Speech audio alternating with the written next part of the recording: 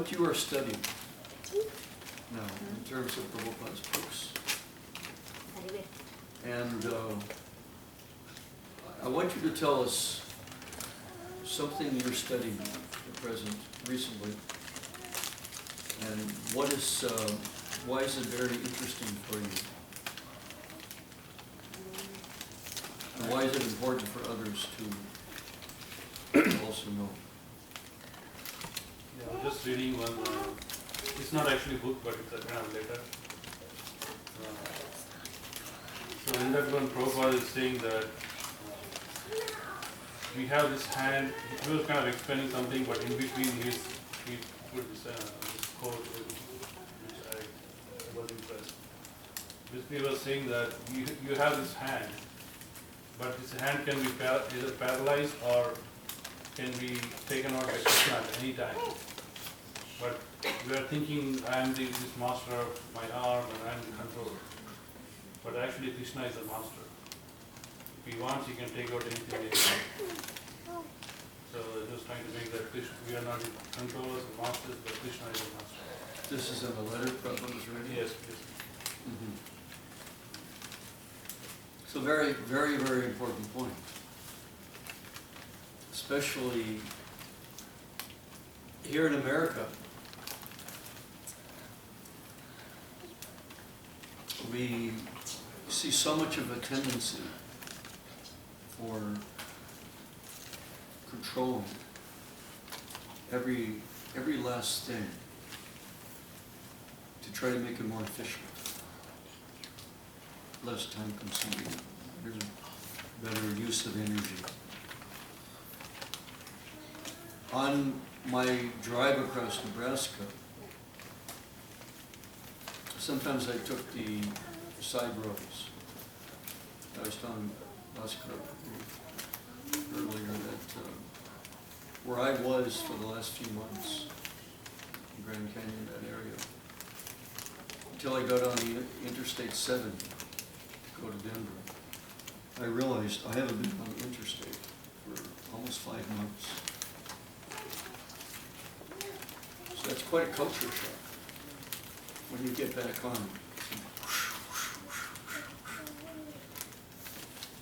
The mode of Rajagun sets in, the mode of passion sets in. Everything is so rushed fast. And of course in Nebraska too, to make matters worse, is every second vehicle that goes past you, probably more than that, every 2 or 3 vehicles in a big semi-truck. And half of those are on their way to the slaughterhouse. So throw in a good dose of kamabu.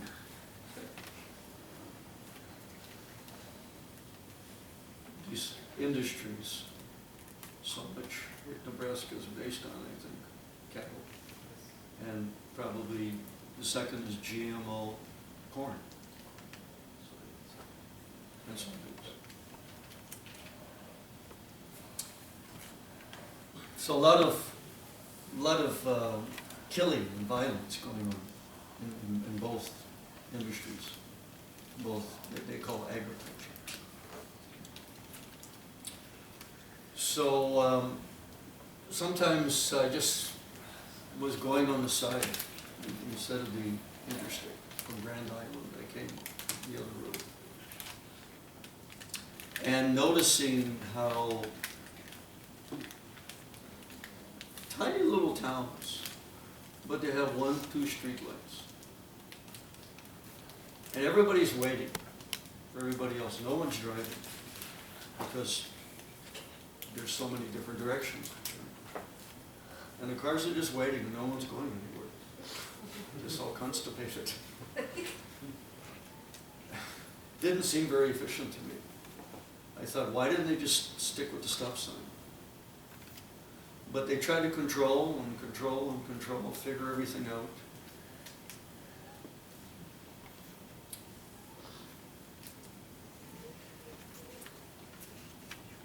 And they take away so much of the spontaneity and the life, you know, and the vigor by doing that. So you were saying that we don't even have control of our limbs.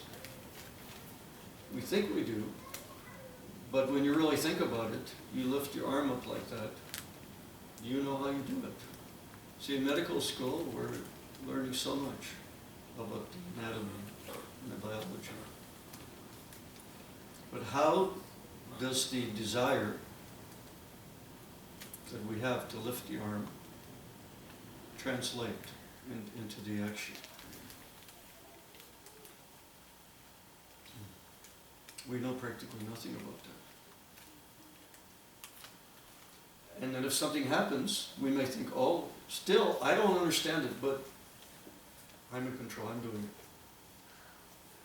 But something may happen, some paralysis, like Papa was saying. People lose their limbs in accidents, and they don't have it anymore. They have the desire, but they can't do it. It doesn't work. So many times people meet this type of fate where things are taken away from them. And as things are stripped away from them, they start to understand more about themselves.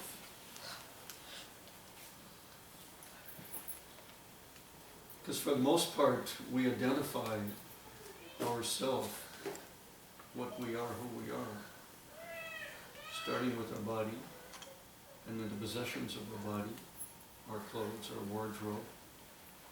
You know, some women have 200 pairs of shoes. Anyway.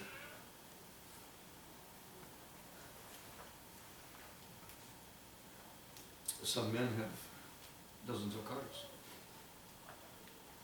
We identify with those. We identify with, you know, just like the house in the corner here. He's got the big red N on his door. We identify with the State's football team. I want everybody to know that's what I am. I'm a Husker fan. And they've got the pumpkins set up. Not even the end of September yet. Right? Says way over a month. So our identification has so much to do with things we think we possess. And we pile these things on higher and higher and higher and higher and higher. And this is me, this big ego, with all these things. And we're buried underneath it all, suffocating. So Prabhupada used to like to quote this verse in Bhagavatam. That happened to him. See, his business was such that the astrologers in Prabhupada's life told his father that he should be very big, successful, rich person in India.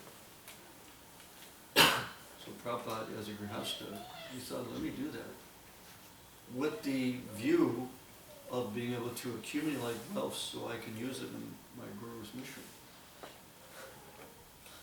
To spread Krishna consciousness. But Krishna had another plan. And he started chipping away, taking everything, finally until on the ship.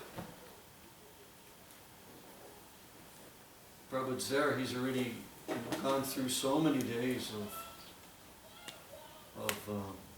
seasickness, eating, vomiting, like that. Finally, one heart attack comes. Next night, another heart attack comes. And Prabhupada said, I thought if one more would come, I'd be finished. But then he had the dream. Prabhupada said, Krishna came to me in his many forms, rolling the boat.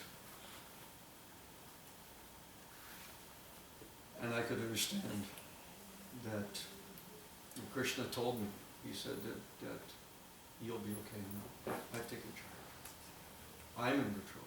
So he almost took Prabhupada's life finally. Took his business, his wealth, his family, and almost took his life. And then he gave him everything, 10 times over. So this is the unfortunate thing. In this day and age, we're not trained in our youth of who we really are and what is important. So we grasp on in that insecure position to try to build up some security, and we create this whole false image of who we are. And if we're very fortunate, then God will have mercy on us by chipping away. Instead of all at once. That happens to a lot of people. It happens all at once. They have no chance.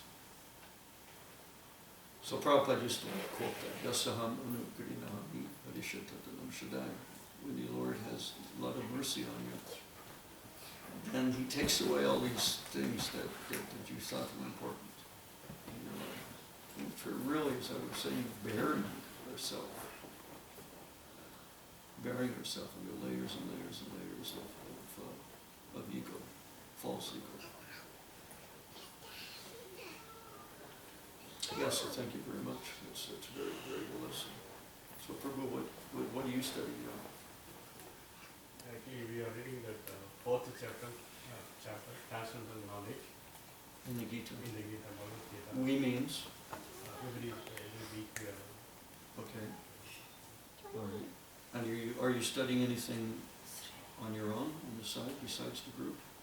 This is a group, we are reading Bhagavatam. We means? It's again, it's a group. Every day, Chaitanya Prabhu sends 5 slokas every day. Just we started first chapter. Okay. So even when you're not getting together in person, you have some type of study system where you're sharing. Yes. So you're doing everything together as a group. That's nice too. So what is that?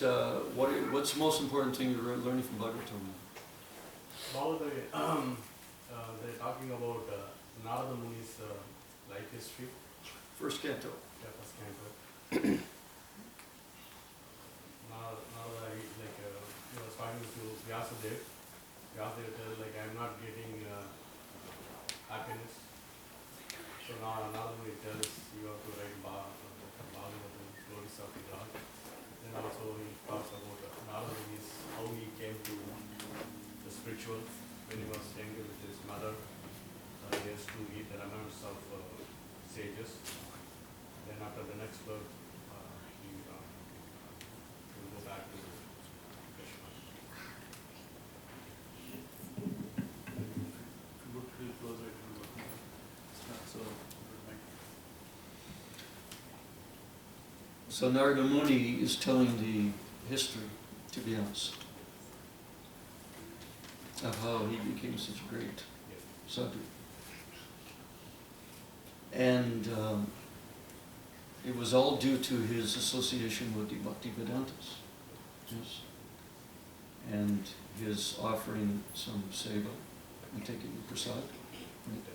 Shushushu Sharadhanasya Vasudeva Katavaruchi Samhat Sevyabhyatra Punyatirtha Vishevana. The rendering that type of service to those who have some freedom, as I was saying, from all these attachments, all of these burdens actually. Then we develop a desire to have that happiness and freedom that those persons have.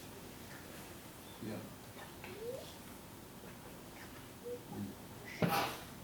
And what are you reading? You're grade 10, right?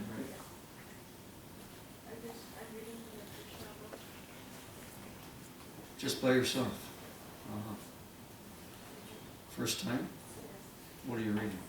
I was reading the second chapter, the birth of the Lord. Uh-huh.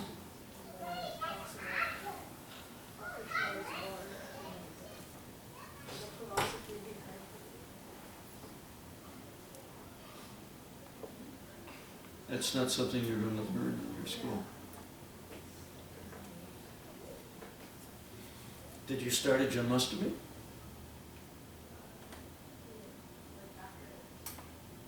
So Janmashtami inspired you to read about Krishna and Krishna book. So this is Prabhupada's summary of 10th Canto Bhagavatam, which is leading up to the point of Krishna's Leela through so many other books. Descriptions of bhakti and those who have followed and perfected, as well as so many descents of the Lord avatars to teach bhakti to others, and finally culminating in the 10th canto of Krishna's Leela. But of course this is, as I mentioned, Bhagavad Gita. To you, sir, Bhagavad Gita is more the basic teaching of Lord Krishna, the basic teaching of yoga. And you know something of Buddhism? Yeah, I know. See, people think Buddha, he began to teach things about dharma, nirvana, karma, like that.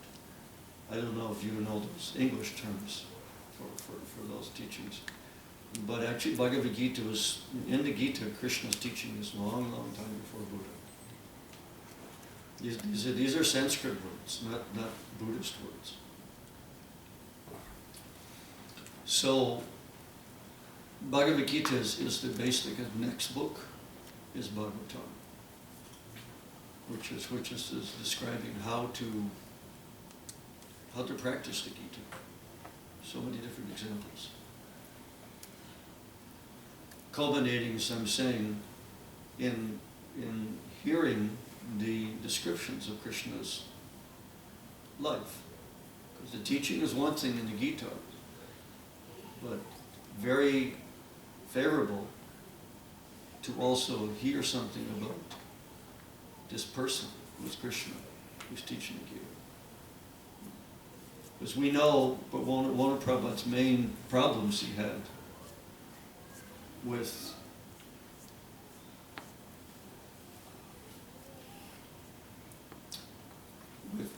preaching in the West is that people knew about Bhagavad Gita. Many people knew about the Bhagavad Gita, but they had the translations, commentaries, which were not doing justice to Krishna. They were pushing Krishna off on the side and just focusing on his teaching. But part of Krishna's teaching, which is starting with Arjuna's question in the beginning of chapter 4,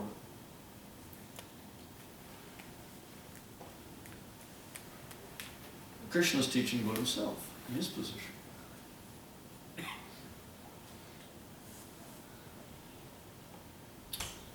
And finally, at the end of the Gita, Krishna's saying that ultimately this whole teaching of the Gita, it's only to get you to be conscious of me. Bhakchanam abhijanati vidamnishchasmi tattvata. That's all it's about.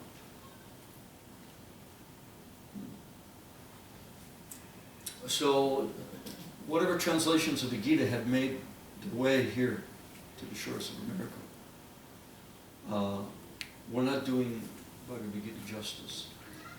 So Prabhupada, he translated the Gita, and then it was published in the late 60s in its incomplete form without the Sanskrit and without all of his commentaries. But right after that, he gave us the Krishna book. He was working on the Krishna book, which was the summary of 10th canto of Bhagavatam. Because Prabhupada had started Bhagavatam in India in the early 60s. First he was writing articles in magazines, started the Back to Godhead magazine, 1944, which is a continuation of his spiritual master's work. And then someone told him, maybe you should write books, Swamiji. They last longer. So he thought, which book I should write? Our main teaching is Bhagavad Gita. But even more important, the basic is Bhagavad Gita, but even more important, emphasis by Chaitanya Mahaprabhu is Bhagavatam. So he thought, let me shoot for the rhinoceros. Even though Bhagavatam is a big book, Gita is only 700 shlokas. Bhagavatam is 18,000. So let me do the Bhagavatam in the English form with full commentary, Sanskrit transliteration. Prabhupada started that in the early 60s. And when he had the first canto done, 3 volumes, he had them packed up in trunks. And as he sailed around from Calcutta, south, down to Ceylon area, somewhere down there, what's the port that he had them shipped to? Cochin. Yeah. And he picked them up there. And basically that's what he had. You know, if you've read Prabhupada's Ilamrita, he had some bags of grains. He thought, he knows to eat potatoes, meat and potatoes. So he thought, what do I eat? At least if I bring some grains, I can have potatoes and grains. So some chopped wheat or whatever it was. And his Bhagavatams. And he got in the ship and came to Boston and New York, and he started taking those books, set of 3, to local bookshops and tried to sell them in different ways. And he would sell one set for maybe $20, you know, because he came with 7 rupees, and he was not even exchanging that. He'd sell for $20, and then he'd buy a little ginger root, a little chili spice, you know, a little turmeric in a corner shop, Indian shop, or whoever sold at that time. There weren't too many Indian shops at that time because the immigration was just changing. The Indians were just starting to be able to come in at that point. But somehow they had some spices like that. And that's how, you know, things started. So, what I was saying, the Bhagavatam, the Krishna book. So Prabhupada knew it was going to take him a long time. He thought maybe 60 volumes. So he's in his first canto in India. He comes here, second canto he's working on, and he's thinking, what if I don't finish? And my disciples are asking me, they know something about Krishna, about the Gita. And I'm teaching them, and they've also heard before, but something about Krishna, they're asking me questions. So he wanted to give us that knowledge of Krishna Leela. I was just listening to a conversation, a lecture probably was having, and many questions and answers. It was in the very early days. I think it was in New York in the 60s. And I somehow didn't remember this lecture, but I was just very amazed how Prabhupada was really opening up and describing Krishna's Leela in a way that he said, of course, these things cannot be understood in the beginning, he said. But since some question has come up, something must be said. And the way he's talking about Krishna and his pastimes with his mother and the cowherd boys, and it's very, very intimate. Just like someone would talk about his best friend, or a father would talk about his son, or, just like that. So Prabhupada knew that it's very important, along with Krishna's teaching in the Gita, to get people to understand Bhagavad Gita as it is. Gita Satyapat, as it is. They have to know something about Krishna.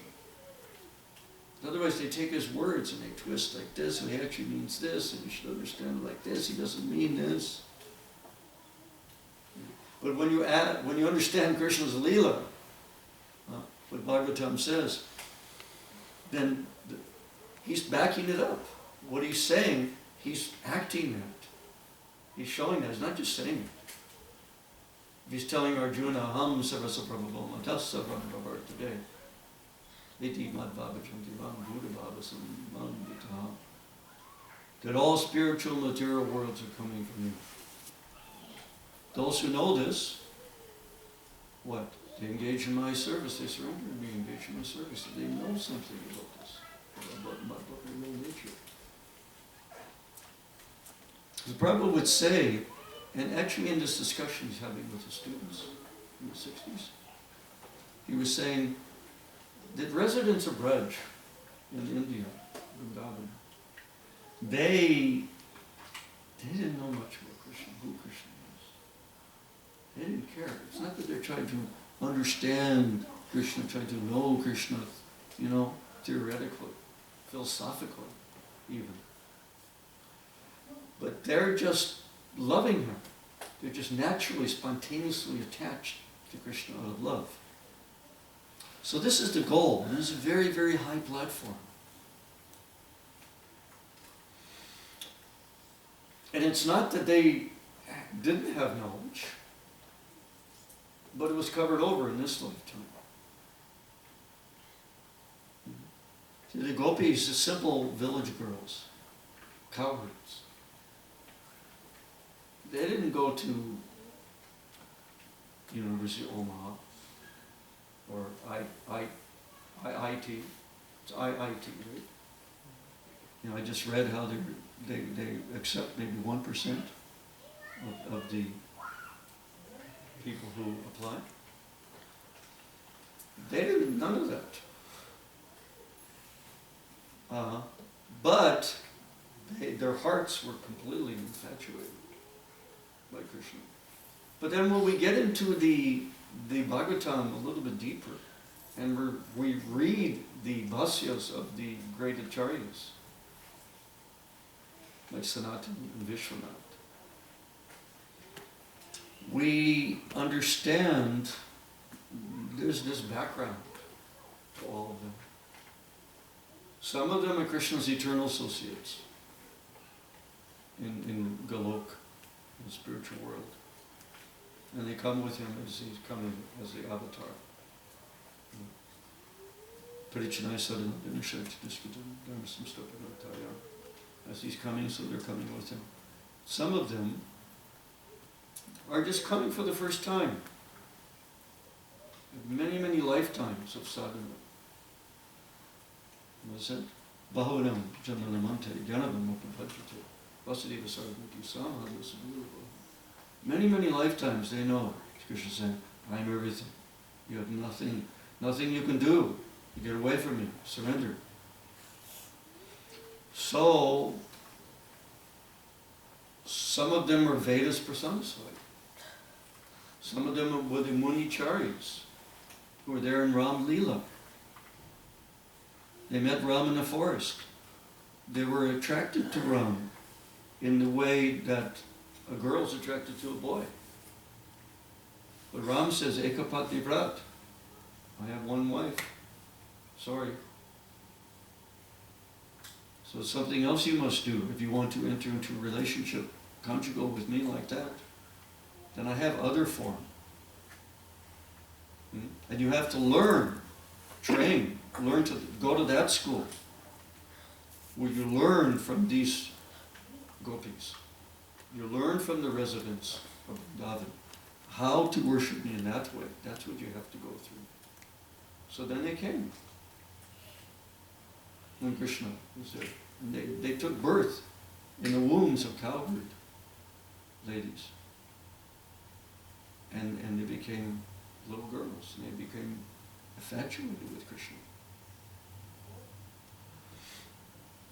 So there's backgrounds, you see. So my point is that if Prabhupada could see the value that in order to help us all to understand and take properly as it is Krishna's words without malinterpretation, he used to say, then if we know something about Krishna, where we can actually see what he's saying, he's doing these things. So I was saying that it's not that they didn't have knowledge, these residents. They had so much knowledge in the past. The one verse is there by Shukadeva Goswami. Itam satam brahma sukana bhuchan. Dasakatanam paradayatuna. Mayashitanam naradadagina. Shakam prijahuru krita punja bhuja. He's telling Maharaj Parikshit the Leela of Krishna in Agasura. You know the big snake? Opens the mouth like this and the cowherd boys go in. They think it's a big cave. We're here to play.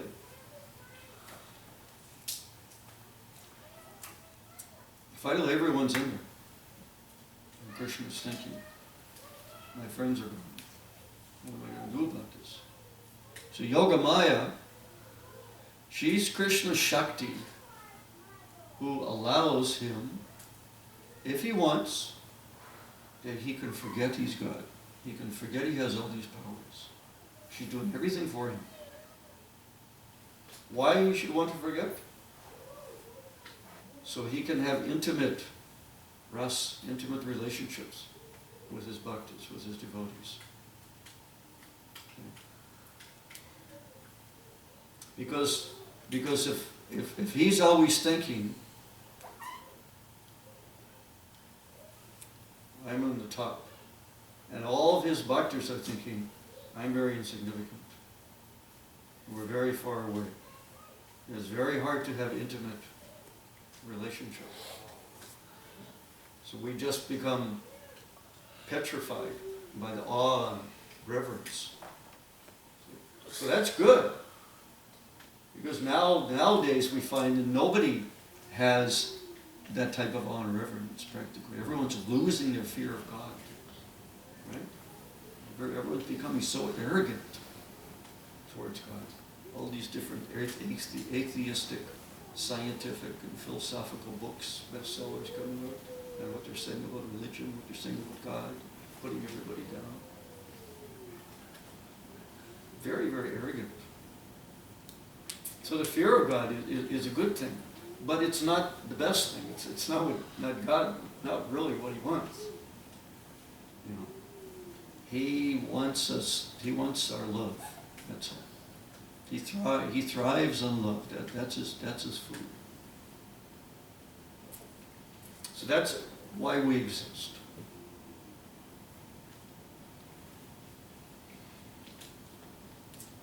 So my point is that he has energy, shaktis, potencies, which allow him to become so absorbed in a human-like relationship with his friends, with his girlfriends, with his mother, with his father, with his servants. He doesn't have to remember he's God. And they all forget he's God too. But what I'm saying is that they knew it previously. They had that training. They had all this knowledge in order to come to this point, to be able to have this personal relationships in Krishna's Leela when he comes to this world. Like the cowherd boys. Krishna, they have games. Krishna says, okay, now we'll play. We'll divide into two sides. Balaram, you take half the men, I'll take the other half. And we'll fight and wrestle. Whoever loses has to carry the other ones on their back.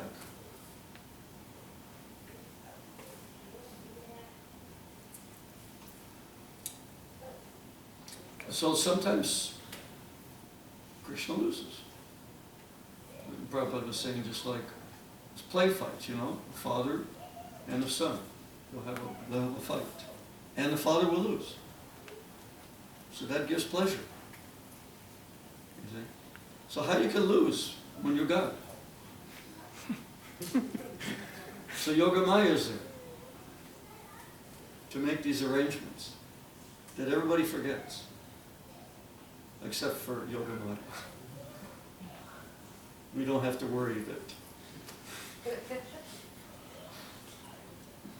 So, there's one verse there, as I quoted. Sikam Vijahuda Krita Punja Punja. Shukadeva Swami is looking at, he's giving the story of the cowherd boys. And Krishna getting temporarily bewildered. What am I going to do when they go into Aghasura's mouth? They're all gone. Who are we going to play with? And Krishna being so much attached to them. What is their background? How many millions of lives of pious punya, pious activities, to come to that point that they can play as Krishna's friends.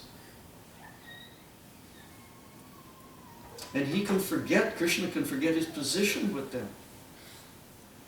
He's not worried whether these people are going to worship me, are they going to bow down to me, or they're just going to be arrogant, or they're just going to deny me.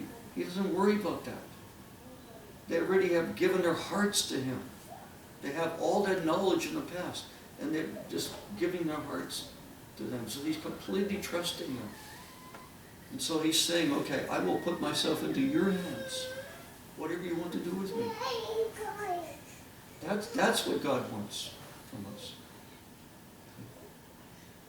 That we can be so trustworthy because of our love that we're not trying to take his position. So what is his position? Bhoktaram Jagatavasam Sarvalokam Maheshwaram Sudidam Sarvabhutam. This is the three ways we try to take his position. Bhoktaram. We want to be enjoyed. We want to enjoy everything. Sarvalokam Maheshwaram. So back to your point, Bhaskara Prabhu. Sarvalokam Maheshwaram. Krishna said, I am the Maha Ishvara. Sarvaloka. Everything's going on. Not a blade of grass moves, right? But it's even more than that. End of 10th chapter, Vibhuti Yoga, Krishna says, Yat Yat Vibhuti Nat Sattvam Shimad Urjitam Evavam Tat Tadi Vibhagaj. From Mount Tejosa Sambhavam. Arjuna, what need is there for all this knowledge of my glories and my powers and my shaktis? With a single amsa, single fragment of a fragment of myself. My Paramatma. The expansion of expansion of expansion. Everything is going on like this. Like it's going on automatically. I don't even have to worry about it. I don't have to think about it. But yet Krishna is spending that chapter 10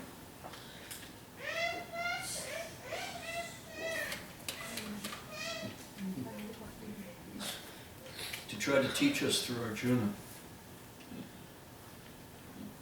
just how we can begin to be conscious of him.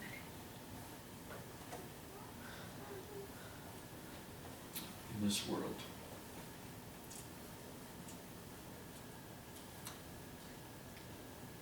Now, of course, we know we started with Kirtan tonight, and Mataji was saying versions of the japa and the same Kirtan. But this is Chaitanya Mahaprabhu's process for the easiest way to connect and understand God is real. Because Chaitanya Mahaprabhu didn't come to teach a religion. There's two things. Religion means something based on faith and some kind of worship of God. And the other thing is, you can say, mysticism.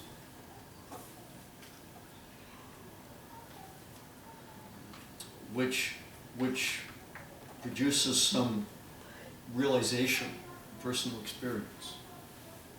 And that's what most people are looking for today. You know, they're not looking just to join some religion. They're looking for the personal experience. What is this going to do for me? Well, I want to experience it. So, chanting Hare Krishna, that can give us, has the power to give us that personal experience. That's true. And yet at the same time, we are not so accustomed to be able to chant all the time, nor are we accustomed to be able to chant in all circumstances. There's so many difficulties, obstacles in the environment that divert our minds, our attention, our health, so many things, so many problems in family and society and what have you. Noises. See, that's the other thing I was noticing about not having been on the interstate for 5 months. Also, where I spent those 5 months, you could be like, drop a pin and you hear it. Someone will say something, or a dog will bark a mile away, you can hear it. Everything is so quiet that the slightest sound just travels. And I'm driving on the way here, and I'm seeing that some people with a little wealth in these small towns, and they put up a big house, maybe $1 million, $2 million, and it's right beside a freeway. And I'm thinking, why would you do this? You have so much money. Why would you put up a house where day and night?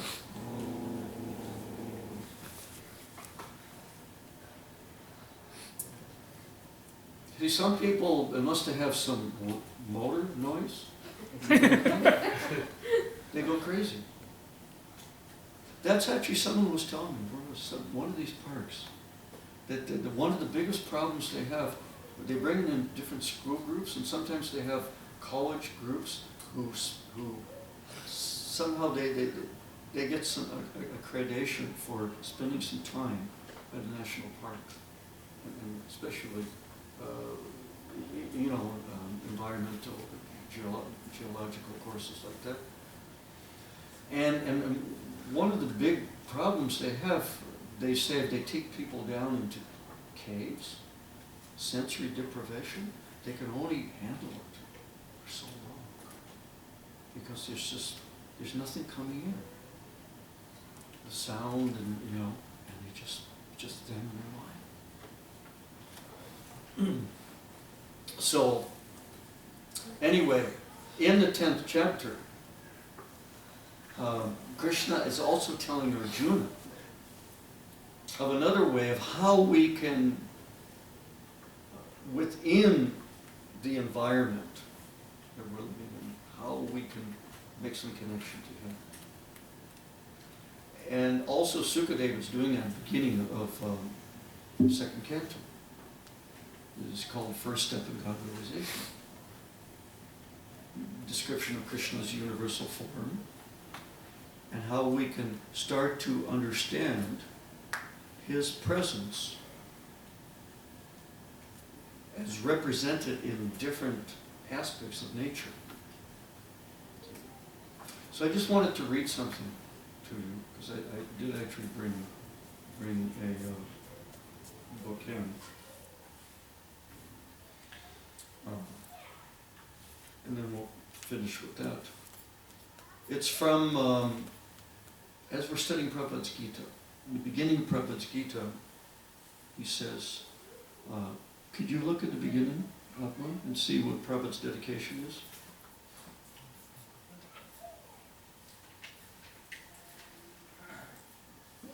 To Sri Baladev Vijabhushana, who presented so nicely the Govindya Bhashya commentary Vedanta philosophy. So Baladev Vidyabhushan. So he was one of the few Gaudiya Vaishnavacharyas who commented on the Gita before the modern times. Prabhupada, Bhaktisiddhanta, Bhaktivinoda Thakur. So his edition I have here, and it's called Gita Bhushan. So Prabhupada drew heavily from this, as well as from Baladev's guru, Vishwanath Chakravarti Thakur, who also had commented on the Gita, and as well as Sri Ramanuja.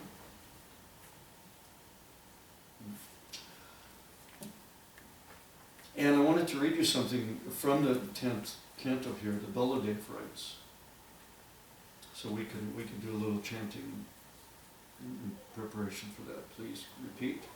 Om Agyan Timirandasya Om Agyanatimirandasya Gyananjana Shalakaya Jnananjana Shalakaya Chakshu Minatam Jena Chakshurunmilitamena Tasmai Sri Gurave Namaha Tasmai Sri Gurave Namaha Om Namo Bhagavate Vasudevaya Om Namo Bhagavate Vasudevaya Om Namo Bhagavate Vasudevaya Om Namo Bhagavate Vasudevaya Om Namo Bhagavate Vasudevaya Om Namo Bhagavate Vasudevaya.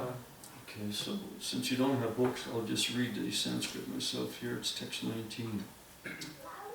Shri Bhagavan Vacha. Now, Krishna is answering this question to Arjuna.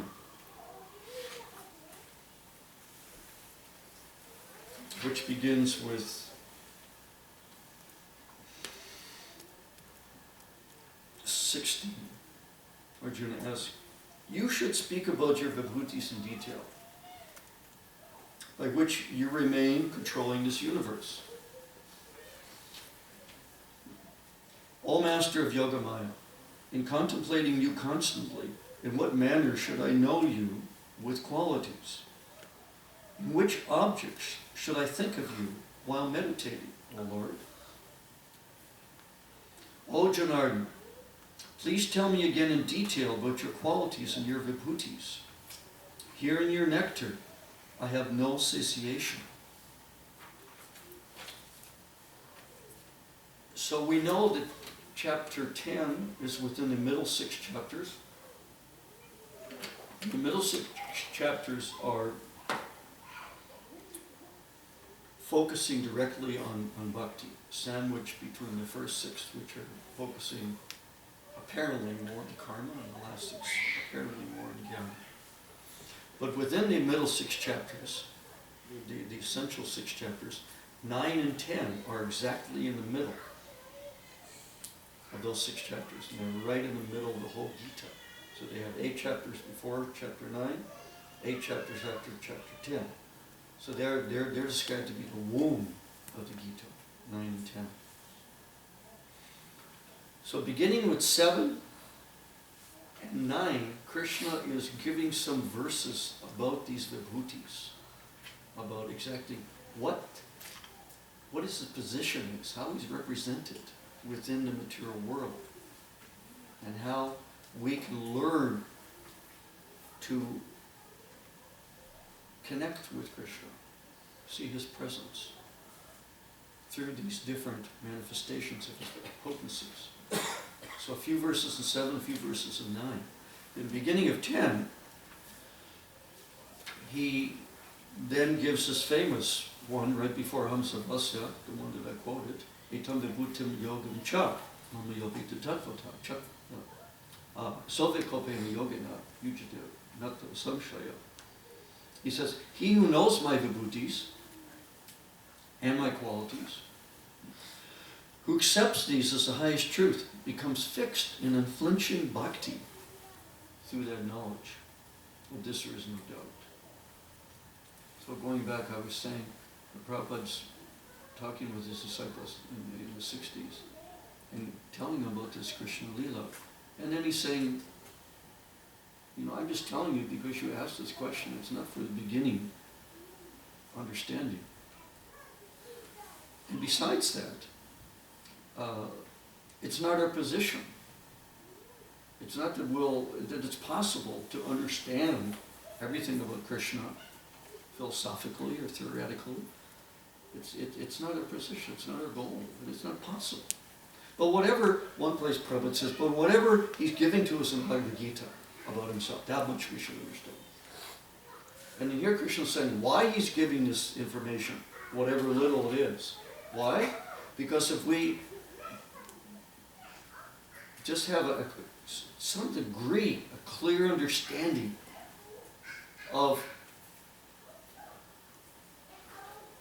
how everything that we consider so beautiful, so powerful, so grand, so amazing, so inconceivable in this world, and how it's represented, how it's representing, the best of these are representing Krishna. If we can understand that, then we become fixed and unflinching bhakti through that knowledge. Of this there is no doubt, Krishna says. That's why he's doing this. That's why he's saying this. That's why we should take a little time to understand. So then Arjuna's asking them, because I just read these last 3 verses, I want to know more in detail. Now, you've given me some things before, the last few chapters, but I want to know more detail. Exactly what do you mean? How am I to see you? How am I to meditate upon you as I'm living in this world and doing my thing? Where I don't have my hand in my japa bag all the time. Especially for Arjuna. He's got his bow and his arrows, Gandiva, you know. So then Krishna answers him. He says, text 19, Sri Bhagavan Vacha, Ha tate katiyashyami Devya hyatma viputaya Pradhan yata kurushresta Nastyanto vistarasya me. By my mercy, I would tell you about the chief of my excellent vibhutis. O best of the Kurus, there is no end to my manifestations.